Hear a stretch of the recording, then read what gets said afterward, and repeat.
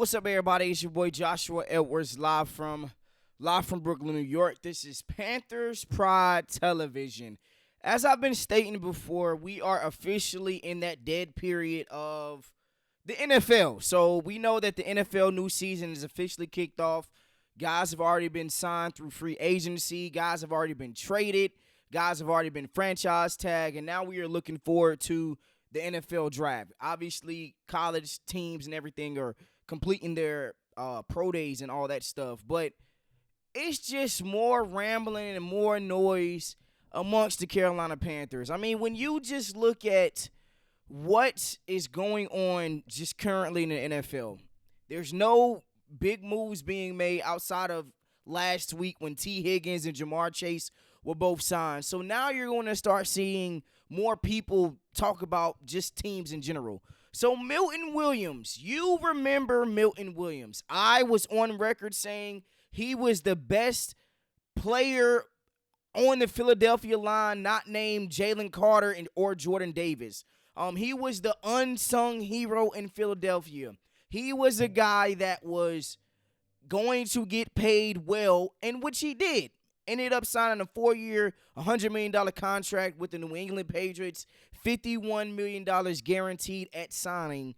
But here is what he said on why he selected the Patriots over the Panthers. So, Milton Williams on choosing the Patriots over the Panthers. New England hopped on and was like, this is what we got for you. They wanted me the most and made me a priority, so I made them a priority.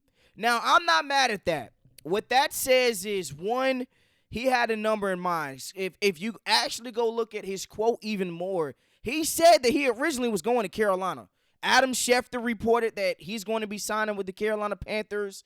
But then, obviously, in free agency, it's about who's willing to do the more bidding. And I can't sit here and say that I didn't want him. Milton Williams with Derek Brown would have been a phenomenal 1-2 punch. I believe David Tepper, I think that Milton Williams was just a little bit too rich for our blood, currently speaking. I mean, he's a guy that has been producing, but you got to look at everything into context. That's the great thing about sports. Sports tell a story. So if you look at just the defense in general, Milton Williams was paired with Jordan Davis, Jalen Carter, Josh Sweat. I can't think of their other defensive linemen. And then behind him, he had Zach Bond at the linebacker, all-pro. And then if you look at the secondary, Cooper DeJean, Darius Slade, Quinyon Williams, C.J. Gardner-Johnson, Reed Blankenship, and obviously James Bradbury. He was surrounded by talent. And I'm not mad at it. Free agency is where teams are going to do the most bidding. I mean, you can go back and look at his numbers. His numbers are what they were. He was great for Philadelphia last year. Would he have been great for the Carolina Panthers? Absolutely. But are we willing to pay him 4 years, $100 million contract? No. You just saw that we signed J.C. Horn, so you want us to re-sign J.C. Horn for $100 million and then go out and break the bank for a defensive tackle that was surrounded by over a lot of talent? No.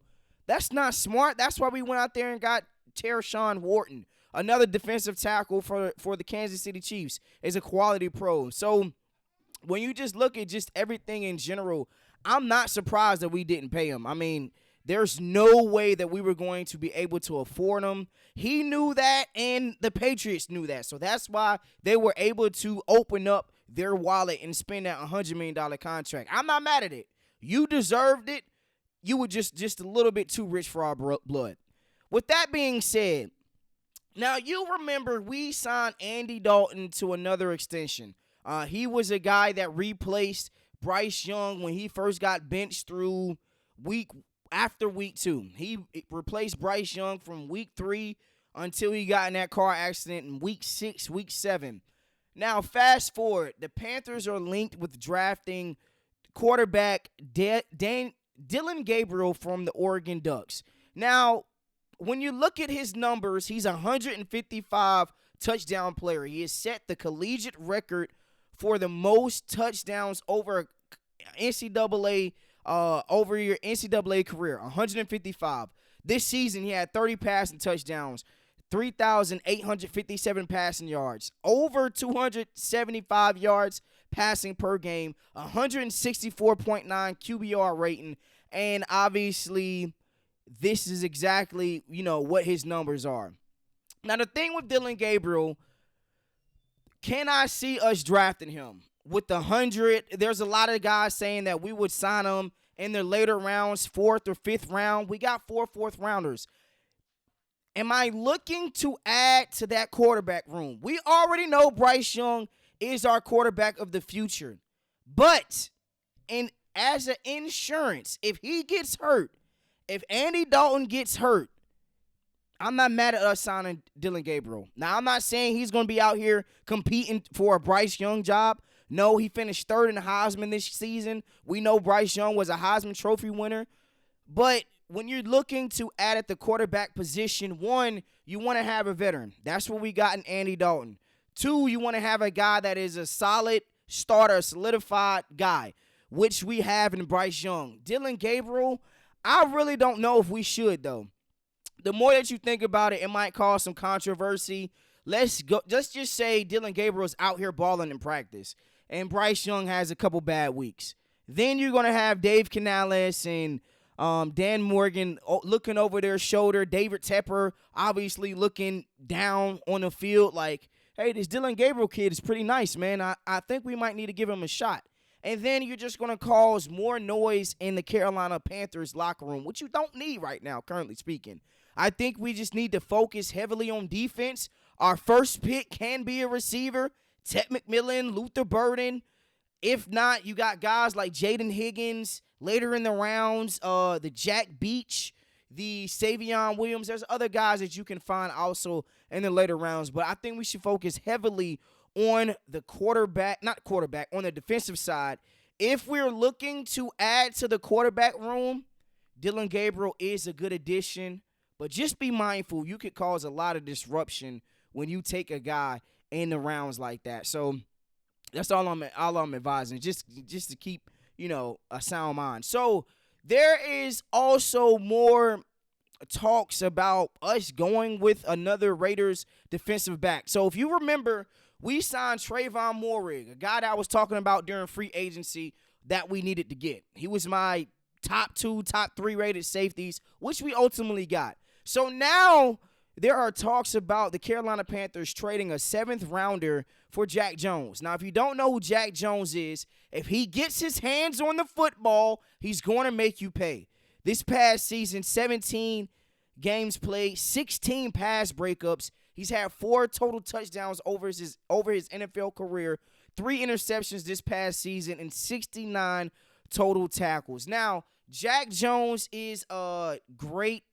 I'm not going to say great. He is a solid quality pro. He reminds me a lot of Malcolm Butler. He reminds me just a lot of guys that were in that New England branch tier that weren't elite corners but could cover you. Jack Jones came from New England. He played it in Las Vegas, was a guy that was your number 1 corner, and he's young. He's 27 years old, going to be 28 this year. A 7th rounder for a guy that is getting as many pass breakups as he is. He's better than Mike Jones, whatever his name is. You remember how bad he was last season with the Carolina Panthers. Jack Jones is a better upgrade than Mike. That's just what it is. Yes, Jack Jones had a terrible quarterback rating, 94 this past season. But it still wasn't 106, 109 like Mike Jones was, Mike Jackson's was. I keep butchering his name. But when you're just looking at the overall talent for what you can get, if you put Jack Jones in the nickel, if you put Jack Jones as your number 2, and if you move Mike to your nickel, you're going to be okay. He's a guy that can play. So, I mean, a 7th rounder isn't too much for a lead corner, especially in Las Vegas. A 7th rounder, you give him a 2-year, $15 million contract, maybe $10 million fully guaranteed. You know that you need more help on the back end. We were the worst historically team in NFL history. Gave up 534 points. I'm looking forward to exactly what we're going to do moving forward.